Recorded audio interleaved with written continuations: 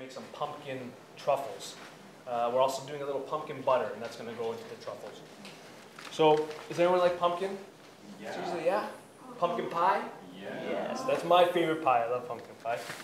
But we're going to do something else with the pumpkin. So, we're going to roast the pumpkin just like we did the squash. So 375. And what I do is I cut them down the middle and scoop out the seeds and place it flesh side down onto a baking tray lined with parchment. And then 375 for about 35 minutes, 40 minutes, just until it's soft from the top. Now, pumpkins and squash, they can be a little difficult to cut. They're pretty hard.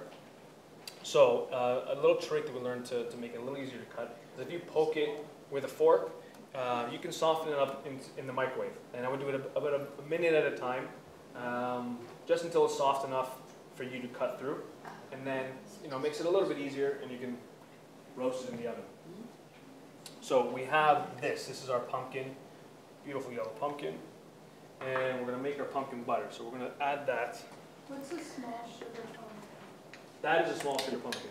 Yeah, good question. Yeah, you don't want to be using those big jack-o'-lanterns? Jack-o'-lantern pumpkins. They're edible. You can eat them. Why is it called sugar pumpkin, though, as opposed to just a small pumpkin? It's just the variety of the pumpkin. It's the variety, yeah. Yeah, so like this is a Hubbard squash. That's just called a sugar pumpkin.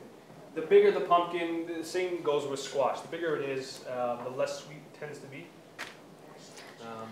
So yeah. And with this recipe, our blood-boosting nutrient is iron. So we wanted to challenge ourselves and see, usually for iron-rich foods, again, we think of our red meat, eating more liver and kidneys. We did a class on iron where it was all about seafood. But with a dessert, where are we going to get some of those iron-rich foods in there? So our secret ingredient that's going to be part of these truffles is blackstrap molasses. And I struggle with not saying it in a southern accent. I don't know why. I always want to say blackstrap molasses. Has anyone used blackstrap? Has anyone ever used it before? Right. Okay. As a kid. I used it in my cereal. In your cereal. That's creative. Yeah. I've had it with oatmeal. It's very nutritious. Cream of wheat. It goes really nicely. But a great vegetarian iron source. So it's what's used in the processing of sugar cane, the juice, and it's when it's separated, you have your brown sugar and you have your molasses. This is often turned into rum. Who are you gesturing at? And the further you cook it down, and the kind of molasses that's at the bottom, the thick, the dark, the very robust and rich, is your blackstrap molasses. Very, very healthy for you, very nutritious. I don't like the taste, personally. It is very, very strong, very bitter. Robust. But it is good in small amounts. And in small amounts, it actually gives you this really nice, rich caramel flavor, especially in baked goods. And it's very nice to bake with, like cookies and muffins and our butter. So now, there's a few different types of molasses you can find in the grocery store. Your blackstrap molasses is not as easy to find as your other two, but you can find them in health food stores. I found it at a Loblaws in their health food section. The most common ones you usually find in these little boxes here, and you'll have your fancy molasses and your cooking. This is called cooking molasses. So fancy molasses, it's got a little bit of a higher sugar content. It's a little lighter in color. It's not as bitter, but again, it's not as nutrient dense. The nutrients have been taken out. Your cooking, if you can't find blackstrap molasses, your cooking molasses is the next best thing. So cooking molasses is actually a blend of your fancy molasses and your blackstrap molasses. So you have a little bit more of the nutrients than you would find in your fancy, a little bit more of the color, a little more of that flavor, that nice robust flavor. And so if you can't find this, I would suggest this is probably the next best thing. Yeah. Here. So we're going to add a little bit of that to about half a cup to our pumpkin. It was amazing when we were doing the nutrition facts tables for our recipes, and we were looking into if we did this recipe with the pumpkin seeds, and we're doing some cocoa, which also contains some iron. But as soon as we added just a small amount of blackstrap molasses, suddenly it became an excellent source of iron. So we're gonna add a little bit of apple cider. You can add apple juice, regular juice. We just need a little bit of liquid in there. And we're gonna add a few spices. So, my favorite pumpkin pie spices. We have nutmeg, we have clove, my favorite. There's different variations, but nutmeg, clove, cinnamon, and ground ginger are really, really nice in here. So we're gonna add those in. And actually, let's say we don't need lemon. I'm just gonna blend this up.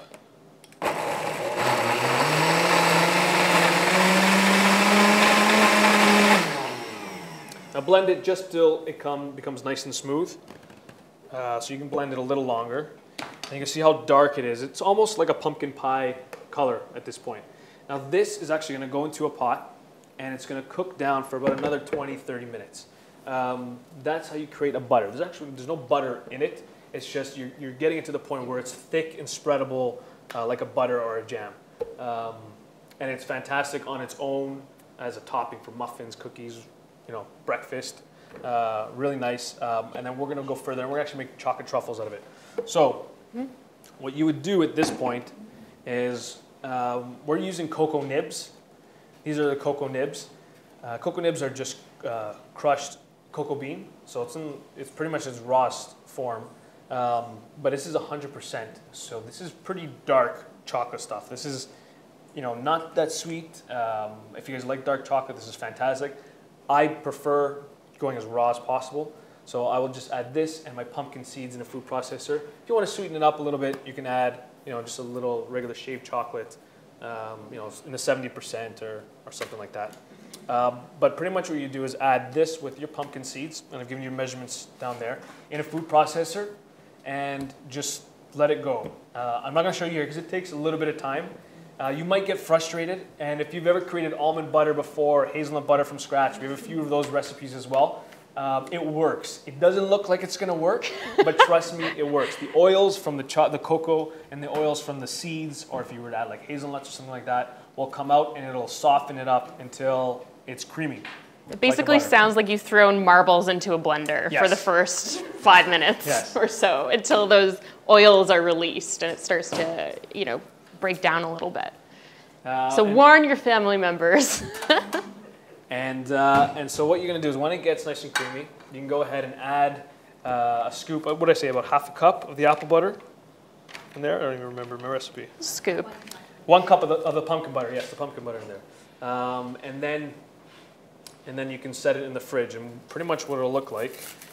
You're going to yield a lot more than this, but it just looks like almost like just chocolate, almost like melted chocolate. And we want it to set a little bit, so that way it's easier to form. Now this recipe makes a little bit of a softer chocolate truffle. I like the ones that kind of just are really nice and soft and kind of melt in your mouth. If you want it a little harder, add a little pumpkin butter, or you can even pop them in the freezer, and it'll be a little easier to form. And so what we're going to do is, I've got a little bit of cocoa powder here, and I don't make perfect looking truffles, so what I do is I get just a scoop with a spoon, and you can just form them like that. So I use 2 spoons, and these aren't the greatest spoons, but I kind of just passed it on to each other. Can you guys see how I'm doing that? Mm-hmm. And you kind of create these smooth edges, and it forms this almost little like chocolate nugget. And so you're going to dip that into your cocoa powder. This is just regular unsweetened cocoa powder. And I would use a different one, and pull them out. And that's it. Very, very simple chocolate truffle. The cocoa powder also prevents it from sticking as well. I noticed how you got me to roll the turkey meatballs, but not the truffles. You can do the very truffle. Upset. You can do the truffle. And then, you get a few of them out, and you set them in the fridge, and you have some, really nice, treats. And it has a little bit of that pumpkin in there. So you got a really nice pumpkin flavor, and some of that blackstrap molasses as well. So you're getting a little bit of those nutrients, a little bit of that kind of caramelization, that robustness from the blackstrap molasses. So that's it. And you're getting some iron. Yeah, some iron as well. Help carry the oxygen around. Keep everybody feeling strong and healthy as we get into fall. Any questions about any of the recipes?